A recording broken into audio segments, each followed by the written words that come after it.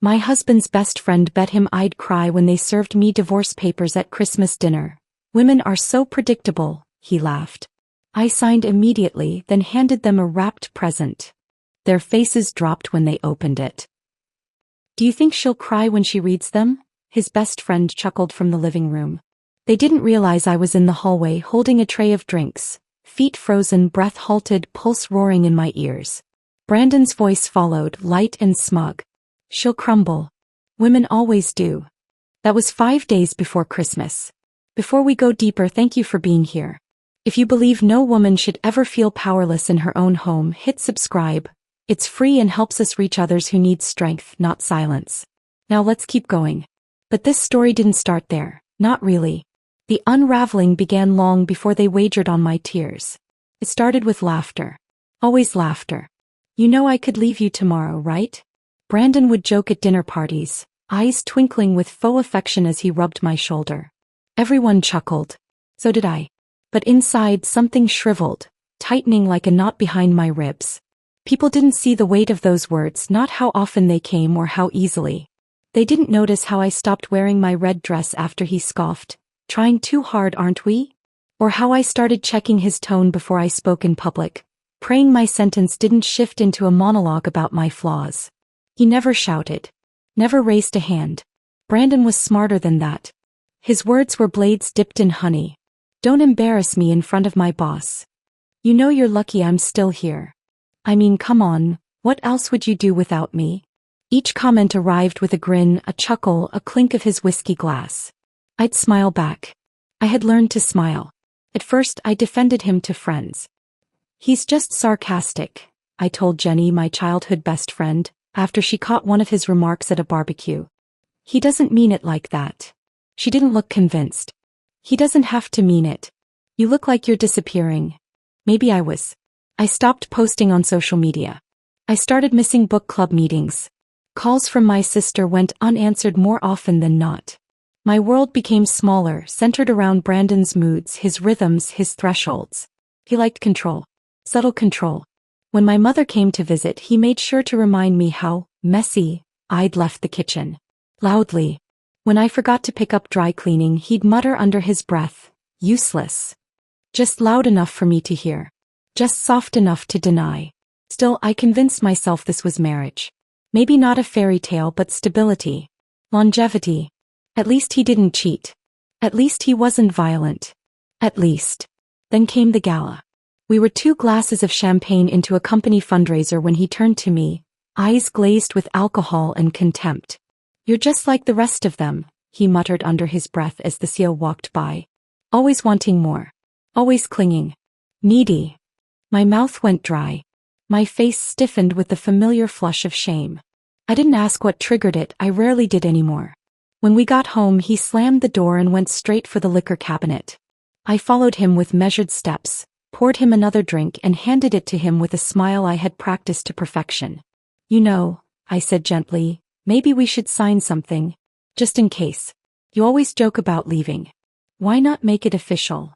He laughed. A deep, careless laugh. You really think I need a prenup to protect my fantasy football winnings? He scribbled his name on a napkin beside him. There. Go get it notarized if you're that scared. Then he passed out on the couch. He forgot about that napkin by morning. But I didn't. I had it notarized within 24 hours. Jenny helped. She didn't ask questions, just looked at me with quiet understanding and handed me a pen. I folded that document and slid it into a fireproof envelope. Stored it in the back of a filing cabinet beneath a folder labeled Tax Receipts 2020. Then I emailed a scanned copy to a private email Jenny had set up for me years ago, just in case. That night I cooked dinner like normal. I asked Brandon about his day. I laughed at his impressions of his coworkers. I cleared the dishes and wiped down the counters while he scrolled on his phone. He didn't notice the way I had started looking at him. Not with fear, not with anger, but with calculation. Over the next few weeks, something shifted in me. Not visibly. Not dramatically. But I started keeping a journal. Not the pretty kind with quotes on the cover, but a plain spiral notebook I tucked beneath my side of the mattress. In it I logged his comments. His moods. The date he came home at 1:15 a.m. reeking of perfume and tequila. I wasn't planning anything yet. Not consciously. But that night at his company's New Year kickoff party, when he told a crowd of new hires, "My wife's hobby is overspending," I didn't cry. I excused myself to the restroom, looked at my reflection and thought, he thinks I'm soft. Breakable. He wasn't wrong. I had been. But I was learning. A few months later, while folding laundry, I found a receipt in his jeans. 2 wine glasses, an expensive hotel room, and strawberries from room service. Dated Valentine's Day. We'd spent it apart. He'd claimed he was out of town for work. I didn't confront him. I scanned it, stored it, logged it. It became a quiet pattern. A private ritual. Evidence, not emotions. At dinner one evening he said, "If we ever split, you'll be crawling back. You can't even fix the Wi-Fi without me." I nodded, poured him another glass of wine and said, "That's true." I no longer believed it. There's a particular kind of silence that grows in households like ours. It's not peaceful. It's tight, like a thread pulled through too many stitches waiting to snap. Every room echoed with conversations we never had. Every smile I wore came with a side of nausea. Then one night I woke to a nightmare, his voice in my dream echoing, "You'll have nothing." I sat up, sweating, heart pounding. And something in me whispered, "That's not true anymore." I had the document. The timelines. And I had time. That was the night I stopped pretending. From that point on, I wasn't his wife. I was his shadow. Polite. Polished. Watching. Preparing. The joke he thought was harmless, the napkin he thought was a drunken whim. That was my foundation. I didn't know when. I didn't know how. But I knew one day he'd reach for the same old power play. And I'd be ready. I stood in Jenny's office, the fluorescent light buzzing faintly above us, illuminating the sharp edges of a truth I wasn't ready to speak aloud. She stared at the document I handed her, the one Brandon drunkenly signed without reading, without knowing. "Did he do this willingly?" she asked, eyebrows raised. I nodded, silent. Jenny leaned back in her chair, the leather groaning under her, then slid on her glasses and began to read. After a few long minutes, she looked up with something between pity and admiration dancing in her eyes. "It's elegant," she said, tapping the paper gently. "He gave you the knife. You're just deciding when to use it." I sat across from her, my fingers interlaced tightly in my lap. "I don't want revenge. I just want to feel safe." "You will," she said. "But let's reinforce this. Make sure it'll hold if he files first." And we did. She drafted an addendum, adding clarity where there was vagueness, ensuring that if Brandon ever tried to twist the narrative, he'd be trapped by his own arrogance. We included provisions he'd never think to contest: spousal protections, financial splits, evidence of voluntary signing. He had written his name. Dated it. In his handwriting. No coercion. No pressure. Just a smug moment turned irreversible. Jenny gave me a flash drive, a printed copy, and a look I hadn't seen from her since we were kids plotting mischief behind our school library. Except this time it wasn't mischief. It was war strategy. And we were playing the long game. "I'll hold on to a copy too," she said as I stood to leave. "Just in case." That night I returned home to Brandon watching a football game, beer in hand, socks tossed haphazardly on the living room floor. I paused at the threshold, watching him laugh at a replay, the noise from the TV bouncing off the walls like echoes from a life I no longer belonged to. "Dinner's almost ready," I said. He grunted in acknowledgement. That was the beginning of my performance. And I played the role better than I ever thought I could. I became the wife he bragged about, polished, pleasant, poised. When he made comments about my spending habits in front of friends, I laughed along. When he bragged about his promotion at his company's annual party, I kissed his cheek and toasted him with a bright smile, even though I knew he got the job because his supervisor wanted him gone from his current department. I no longer argued when he was cruel. I complimented his taste in wine, his choice of restaurants, even his new aftershave, though it smelled nothing like the one he used when we first met. He thought I was softening. What he didn't see was that I was sharpening. Brandon began to relax again, believing the fire in me had burned out. His behavior grew more careless. More entitled. He started coming home late without excuses. Left his phone face up on the counter, messages flashing briefly across the screen from numbers saved without names. I saw one from Mem. It read, "Tonight? Same hotel?" He left for the gym 10 minutes later. I opened our shared laptop, synced his phone's data to my cloud folder, and forwarded the screenshots to the private email Jenny had set up for me. I didn't cry. I didn't even flinch. Instead, I went to the kitchen and made lasagna, his favorite. He came home to a hot meal and a warmer smile. It was the best he'd eaten all week. At a barbecue a few weeks later, his best friend Nate cornered him near the grill, beer sloshing as he gestured animatedly. "She'll fall apart if you leave her, man," he laughed. "Too dependent. You've got it made." I was standing a few feet away, carefully arranging a fruit tray. I didn't flinch then either. Instead, I placed the strawberries in a perfect spiral, one red slice at a time. Brandon joined me moments later and wrapped his arm around my waist, pressing a kiss to my cheek like he hadn't disappeared the night before without explanation. "You look beautiful today," he said. I smiled. "Thank you, sweetheart." The day after the barbecue, I started recording phone calls. Only the ones that mattered. The quiet conversations when he slipped up, said too much, laughed too hard at things no loving husband should laugh at. I labeled each file by date and stored them meticulously. I felt like a spy in my own home. But I wasn't seeking revenge. Not then. I was building a parachute. Quietly. Carefully. Because when you live in a house made of cracks, you don't wait for it to collapse. You learn where to step and when to jump. I even bought a planner and began marking days with tiny symbols.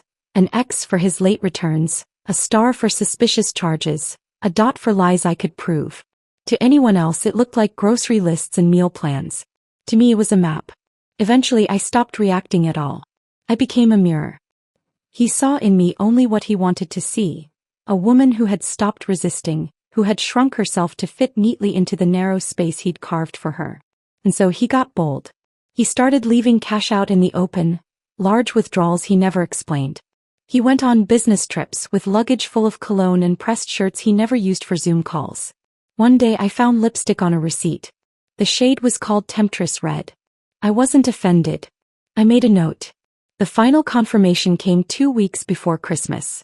Brandon had a few drinks and fell asleep on the couch with his phone unlocked. I glanced down as a message thread flickered to life. She doesn't suspect a thing. I'll file on Christmas. Want front row seats? Attached was a laughing emoji and a gif of a woman sobbing into a tissue. My fingers didn't tremble. My stomach didn't turn. I read the message twice, screenshot it and emailed it away. Then I deleted it from the conversation entirely. That night as I lay beside him, I stared at the ceiling and thought about candles, cranberries and carved turkey. Christmas. He was planning my downfall like a party trick. He thought I'd break. But I'd already chosen the date. The witnesses. The setting. He wasn't the only one with a performance prepared. Because he'd forgotten something critical. When you hand someone a knife, you don't get to act surprised when they learn how to wield it. The Christmas table gleamed like something out of a magazine. Perfect, curated, falsely warm.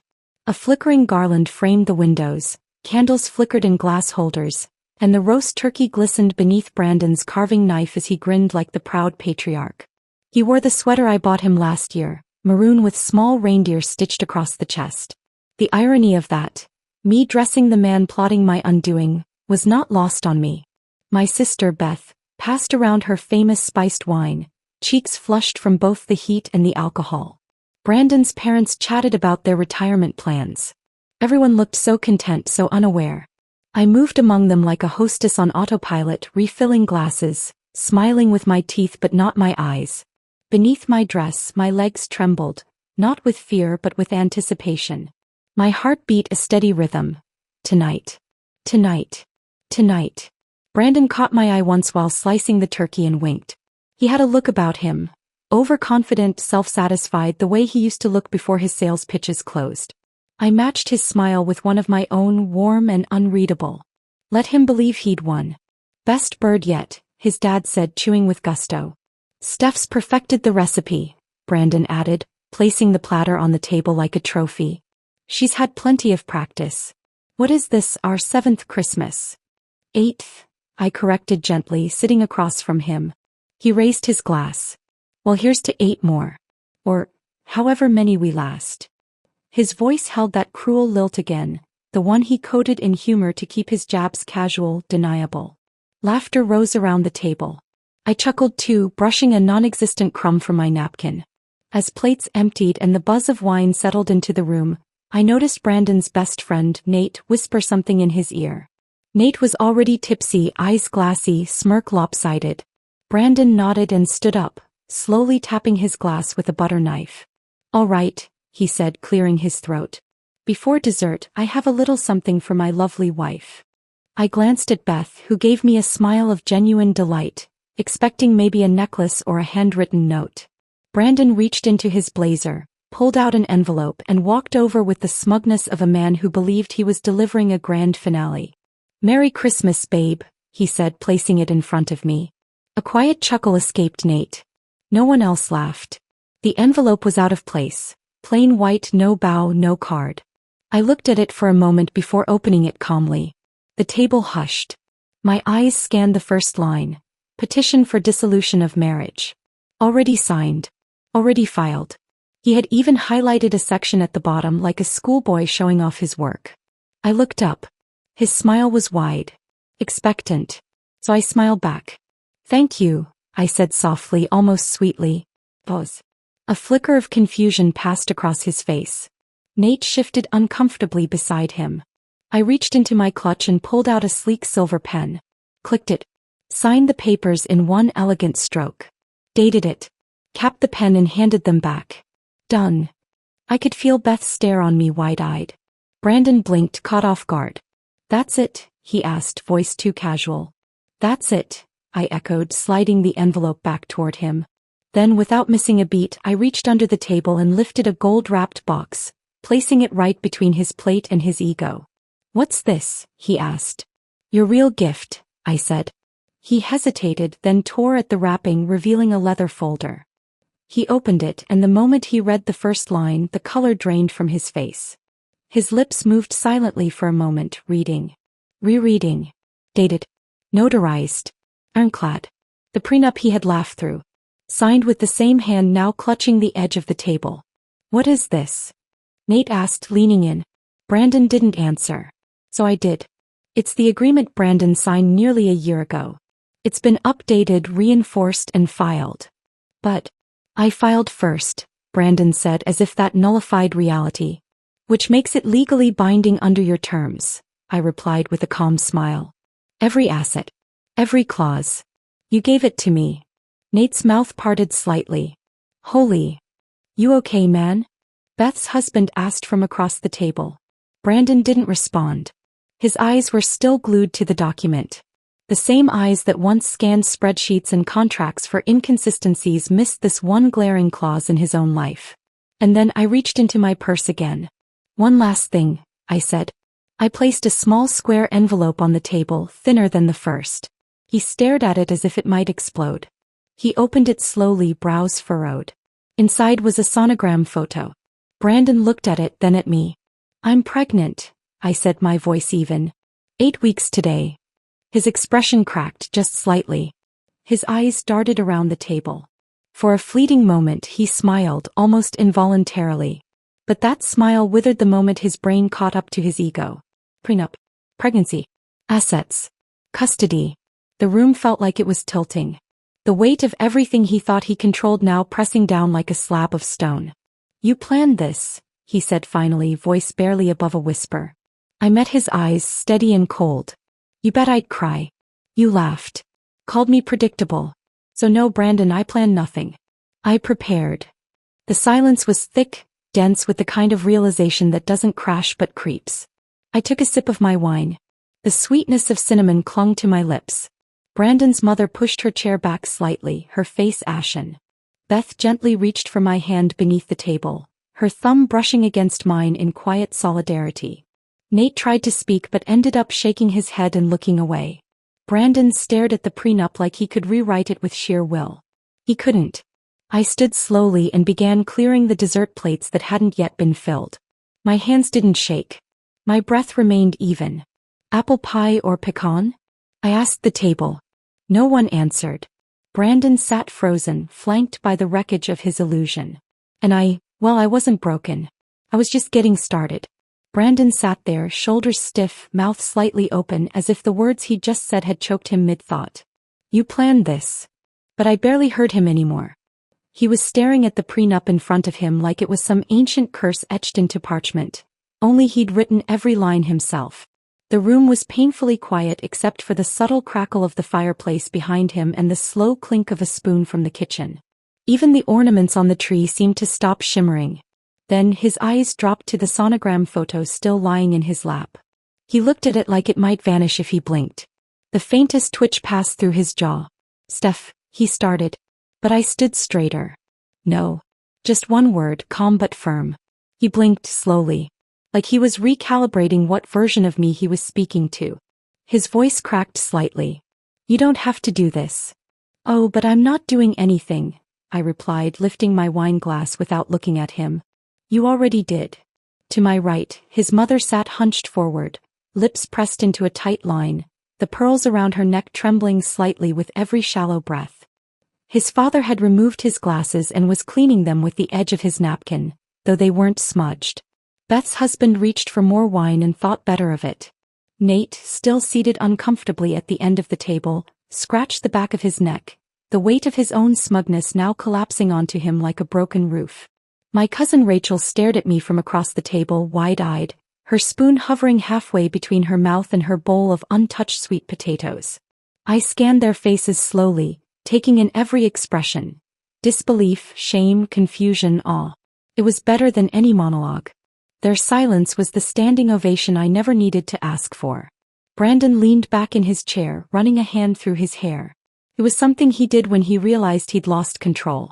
I'd seen it before, during arguments with his boss, while trying to talk his way out of a late credit card payment, or when a deal fell through and there was no one left to blame. He looked around as if someone might save him. I didn't. "You thought I'd beg," I said quietly.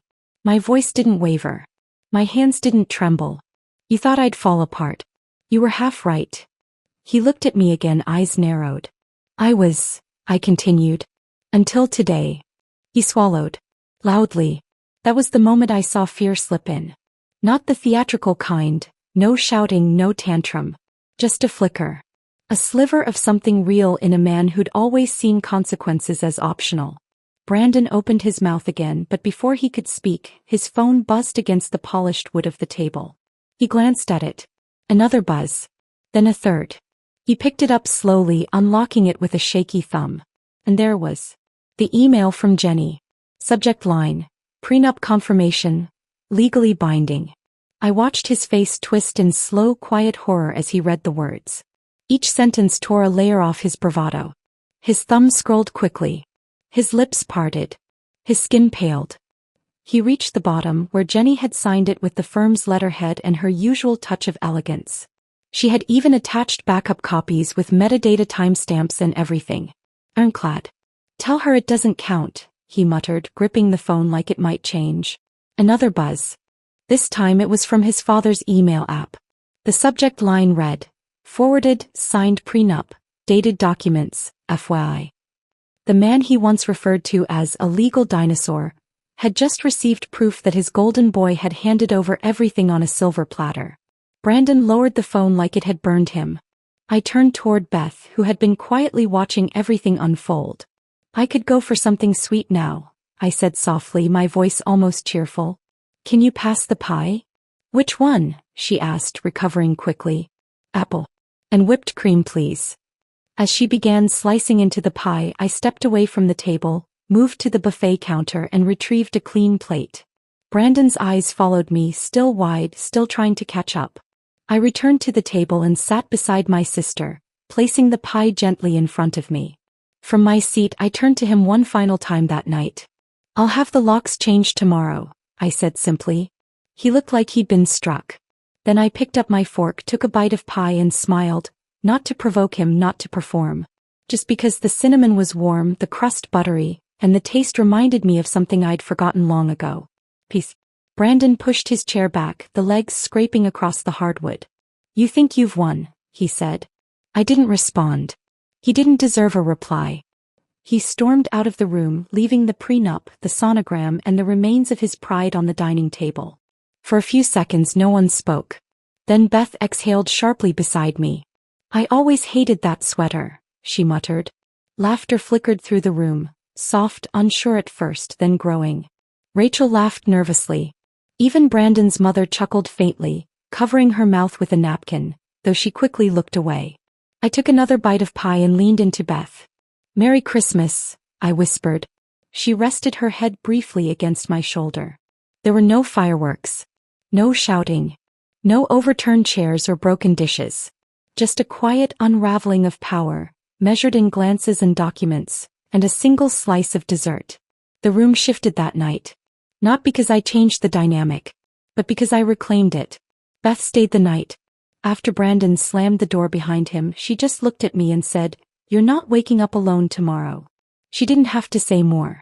We slept in the guest room, me curled on my side, one hand resting on the gentle rise of my belly. Her hand brushed mine briefly in the dark, wordless and warm. I hadn't realized how tightly I'd been holding my breath for the past few years until that night. When I finally exhaled, it felt like someone else's breath, someone I didn't recognize. By morning, Brandon was gone. No note. No call. Just silence. I came downstairs and found the coffee pot cold, the front door locked from the inside, and his keys missing from the hook. I made myself breakfast for the first time in weeks without having to second-guess the clink of my fork or the sound of the toaster popping. By 9 a.m. I had the locksmith on the phone. "Emergency or standard change?" "Standard," I said, then paused. "But make it fast." He came that afternoon.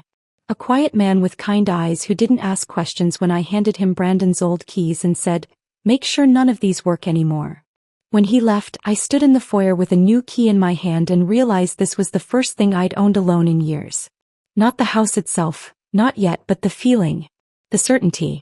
That evening I moved into the master bedroom. It still smelled like his cologne, faint traces of something expensive and cold. I opened every window, let the December wind run through the space, stripped the sheets and bundled them into trash bags. I found an old box of sandalwood candles in the closet, ones I used to love before he said they gave him headaches.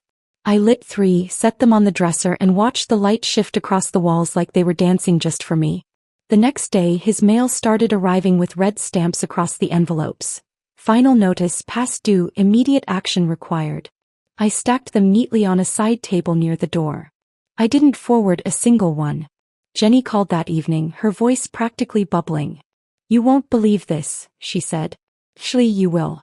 Brandon's lawyer called this morning. His face must have been priceless when he realized what you've been sitting on." I smiled into the phone, curling into my blanket. "Is it official?" "He lost 70% overnight," she replied. "And with a baby on the way," she paused for dramatic effect, "he's going to be cutting a check so big he'll need a payment plan." My smile widened, not for the money, not even close, but because I could finally sit in my own living room without bracing myself for war. "I'm proud of you," Jenny added softly. That nearly broke me. "Thanks," I whispered, "for staying when I didn't even know I needed someone. You've always been strong, Steph. You just finally let yourself believe it." The fallout was quiet at first, like snow melting instead of avalanching. Some friends unfollowed me. Some chose sides.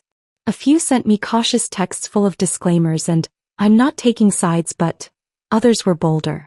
One message from a woman I hadn't spoken to in 2 years simply read, "I wish I had your strength." A bouquet of peonies arrived at my doorstep days later. No name, just a card. "About time. See. Brandon's assistant. Claire." I smiled and placed the flowers on the mantel. Of course she knew. It was only a matter of time before word spread at his office. The man who had once made jokes about training wives like interns suddenly lost his audience. His best friend Nate stopped laughing in meetings. The comments stopped. The swagger. Apparently his team noticed he'd been leaving early, muttering under his breath, ignoring deadlines. I overheard Beth's husband on the phone with someone later that week. "Nah man. He's been off. Like, haunted." Haunted. Good. The man who once said I'd be nothing without him now walked alone at lunch, forgotten in a world that once cheered for his cruelty. Me. I started buying lavender soap again. I painted the nursery soft sage green, a color he once called pointless. I hung tiny string lights around the window and placed a stuffed giraffe in the corner. I started lighting candles after dinner and drinking herbal tea in the sunroom, barefoot, unbothered. One evening I caught myself humming while folding laundry, something I hadn't done since my second anniversary. I bought new bedsheets, white with tiny gold stars, and slept diagonally across the mattress because I could. One afternoon I passed Brandon on the street. He was coming out of a bank, talking into his phone, looking irritated. He didn't notice me. Or maybe he did but didn't know what to say. I kept walking. Later Jenny sent me a screenshot. Brandon's firm had removed his name from the quarterly newsletter. I replied with a single thumbs-up emoji. Then I made tea and watched the wind dance through the curtains. It wasn't about revenge anymore. Not really. It was about small things. Freedom. Peace. A slow, steady rebuild of a life that belonged to me. And the quiet realization that the woman he tried to break was now the one who had rebuilt everything without him. The first time I felt her kick, I was standing barefoot in the kitchen, humming along to an old Nina Simone record while slicing peaches for a pie. It was so soft at first I thought I imagined it. A flutter like a wing brushing the inside of my belly. Then it came again. I dropped the knife. Both hands flew to my stomach and I stood there, stunned and smiling, tears catching me off guard. It wasn't just a kick. It was a reminder. A rhythm. A message. You're not alone. He was real. Growing. Strong. And so was I. That night, I wrote in my journal for the first time in weeks. I kept the entry short but deliberate. This baby will never hear yelling through a door. Never feel like they're walking on glass.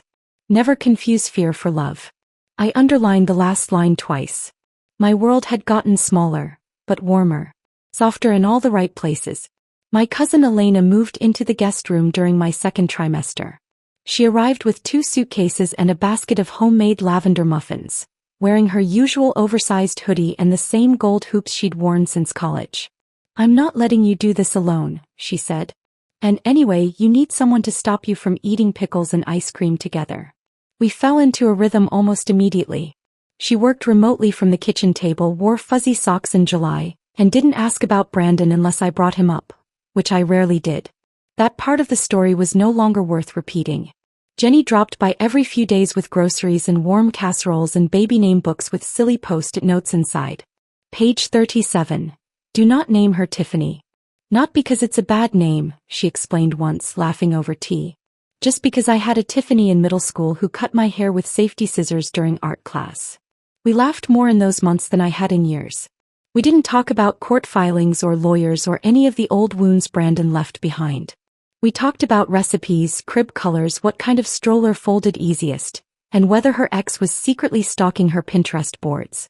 It was the first time in a long time that silence wasn't something I feared, but something I shared. The baby's room took shape slowly.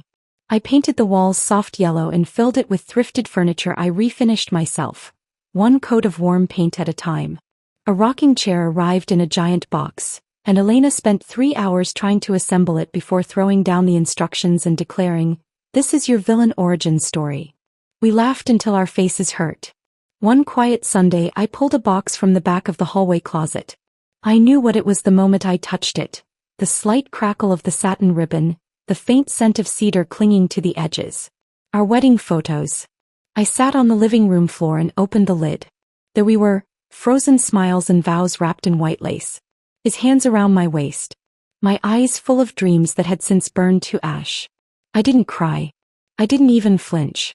I slid each photo into a separate envelope and labeled the box, "To release." Then I drove to the donation center, handed it over without ceremony and walked away lighter. I stopped at a bookstore on the way home. Bought a blank journal with a leather cover and thick ivory pages. That night I titled the first page, "Plans That Are Only Mine." I wrote in it every evening. Some entries were long. Some just a single word. But every one of them belonged to me. By the time Christmas came around again, the air inside the house smelled like cinnamon and pine instead of tension. The dining table was smaller, cozier. No theatrical centerpieces. No wine glasses used as weapons of charm. There was laughter. Real laughter. The kind that bubbles up without effort. Beth brought her toddler who kept dropping mashed potatoes on the floor and yelling, "Oh," with the pride of a magician pulling off a trick. My dad carved the turkey while Elena tried and failed to make vegan gravy. Jenny brought a date, her first in a year, and I didn't feel envious. I felt full. And next to my sister's son sat a brand new high chair, white with little yellow stars, holding the love of my life. My daughter. She had his eyes maybe. But the rest? All mine. Her cheeks were full and pink from the cold. Her tiny fingers gripped the edge of her tray while she babbled nonsense like it was the most important speech ever given. I didn't spend the evening watching the door. I wasn't checking my tone. I didn't rehearse answers in my head or wonder if someone's compliment might trigger a jab. I was present. Every bite of food. Every shared glance. Every story told between courses felt like a celebration. Not of survival but of something new. After dinner, I curled into the armchair by the fireplace, my daughter asleep on my chest, her tiny breaths warming the fabric of my sweater. Everyone else had drifted to the kitchen or gone out for a late walk, but I stayed behind, holding her, surrounded by the kind of peace that used to feel fictional. I took a sip of my cocoa and whispered to her softly, "He said I'd be nothing without him." She stirred slightly, her fingers curling. I kissed her forehead and smiled. "Turns out," I murmured, "I'm everything without him." This story of calm power and perfect timing gave you chills. Hit that like button right now. My favorite part was when she slid that gold-wrapped box across the table. What was your favorite moment? Tell me in the comments below. For more stories of strength, smart revenge, and emotional justice, subscribe and tap the notification bell so you never miss a moment.